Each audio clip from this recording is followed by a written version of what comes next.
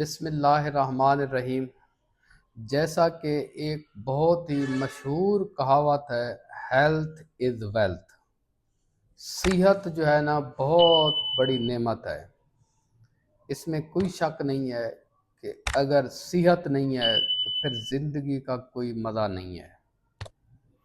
آج ایک بچہ آیا میرے پاس، اس کے سر کے اندر مگٹس تھے، سر کے اندر زخم ہوا، انفیکشن ہوا اور اس کے اندر کیڑے پڑ گئے۔ اس کنڈیشن کو دیکھ کے میں وہ ویڈیو یا تصویر یہاں شیئر نہیں کر سکتا، لیکن مجھے تکلیف ہوئی۔ میں نے کہا اپنے جو ناظرین ہیں، جو اپنے ویورز ہیں، ان تک میسج پہنچاؤں، اور آگے آپ کی ذمہ داری ہے کہ یہ میسج آپ کمیونٹی کو دیں، لوگوں کو سمجھائیں۔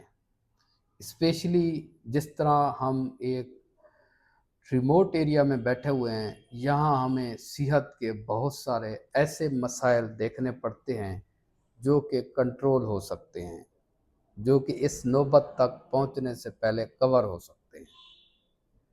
لیکن لوگوں کا جو میں نے عمومی رویہ دیکھا ہے بچوں کے بارے میں، وہ اتنا اچھا نہیں ہے جتنا ہونا چاہیے۔ ان کی اگر صحت کے حوالے سے بات کی جائے، خوراک کے حوالے سے اگر بات کی جائے، پاکستان میل نیوٹریشن کے حوالے سے، بچوں کی نشو و نما کے حوالے سے بہت ہی پیچھے ہے۔ لوگوں کے لیے میرا یہی پیغام ہے کہ اگر صحت ٹھیک نہیں ہوگی تو ایک صحت مند معاشرہ بھی قائم نہیں ہوگا۔ اپنے بچوں کے اوپر بالخصوص توجہ دیں۔ ان کو اگر تھوڑا سا بھی مسئلہ ہو تو اگر آپ اپنے قریبی ہاسپٹل میں ضرور وزٹ کریں۔ سر میں یہ جو پیشنٹ تھا، اس کے کیڑے پڑنے کی وجہ یہی تھی کہ اس کو ڈیلے کیا گیا، گھر میں پاؤڈر، گولی، ٹکی، اس سے گزارا کیا گیا، عطائیوں کو دکھایا گیا۔ جب معاملہ بڑھ گیا تب لے کے آئے، حالانکہ اس کو ٹائم پہ لے آنے سے یہ کنٹرول ہو سکتا تھا۔ اس طریقے سے ہمارے پاس کچھ ایسے بچے بھی آتے ہیں جن کی بعض اوقات ویکسینیشن کمپلیٹ نہیں ہوتی۔ بچوں کو ویکسین لگانا، ان کی صحت کا خیال رکھنا، یہ والدین کی ذمہ داری ہے، اور ہمیں اپنے بچوں کے اوپر توجہ دینی چاہیے۔